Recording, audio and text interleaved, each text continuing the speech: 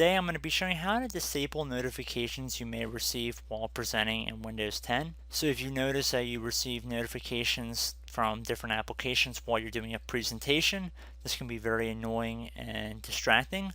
So in this tutorial I'll be showing how to disable app notifications while presenting in Windows 10. So it's a pretty straightforward tutorial we have in store for you guys today. So we're going to start by heading over to the Start button, and we're going to left click on that. Then we're going to left click on Settings. Then left click on the System tile. Then left click on the Notifications and Actions on the left side here. If we scroll down this list, we see there's a section that says Hide Notifications while presenting.